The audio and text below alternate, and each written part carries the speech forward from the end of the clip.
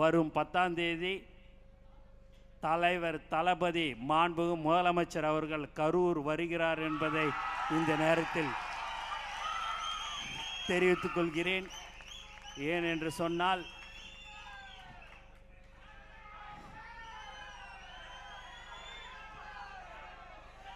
உங்களுடைய இப்போ புதுக்கோட்டையில் 2 சிங்கம் இருக்குது.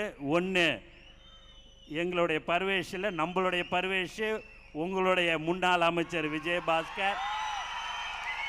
புதுக்கோட்டையில் கரூரில் 3 பேர் இருக்கிறாங்க.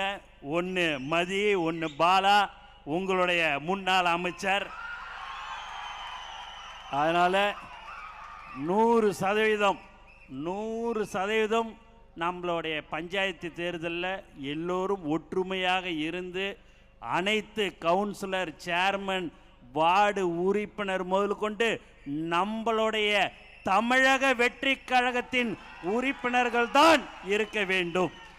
ஏனென்று சொன்னால் தலைவரை நம்பி 234 தொகுதியிலும் எந்த ஒரு எதிர்பார்ப்பும் இல்லாமல் தலைவர் தளபதி முதலமைச்சராக வேண்டும் என்று தமிழ்நாடு மக்கள் ஓட்டு போட்டிருக்கிறாங்க.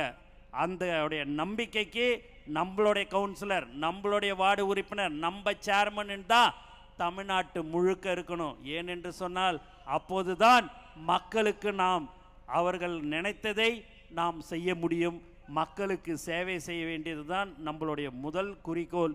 ஆகவே நீங்கள் எல்லோரும் இங்கே வந்து எங்களுடைய தமிழக வெற்றி கழகத்தில் இணைந்திருக்கிறீர்கள். உங்கள் அனைவருக்கும் நான் மீண்டும் வருக வருகன்னு வரவேற்று எனக்கு வாய்ப்பு கொடுத்த அனைத்து நல்ல உள்ளங்களுக்கும் நன்றி கூறி விடைபெறுகிறேன். நன்றி, வணக்கம்.